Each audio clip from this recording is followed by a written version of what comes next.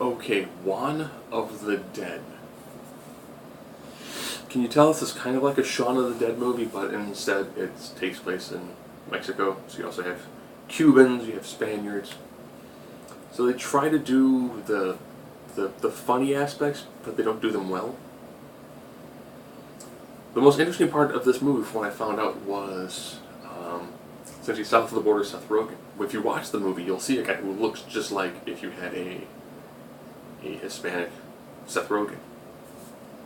Pretty much, Juan is a fisherman who actually finds a zombie. Thinks he's going to keep it under wraps, comes back to the main area. Well, now all of a sudden, there's zombies everywhere. So what's he do?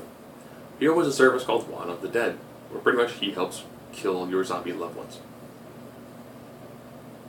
The zombie effects are, in some cases, almost non-existent. You can tell they take bits and pieces from other movies. You can tell that there's a scene where of course, they're on top of a building using binoculars, looking at the zombies, throwing things at them. Like, oh yeah, I've seen that in other movies.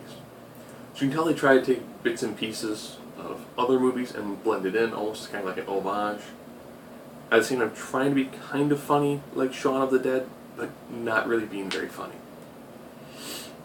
You know, the main character doesn't really evoke any sort of sympathy. He does just seem like almost like a random loser. And it seems like you pretty much could have put almost anybody inside that role, and the movie would have been about the same. You know, it's a unique take on the idea of, the zombie apocalypse, and then somebody trying to more or less make a living out of it. They do a great job, of course, when they retrofit a vehicle to be kind of like a boat. That part's pretty cool. Beyond that, this is a movie you can very, very easily skip.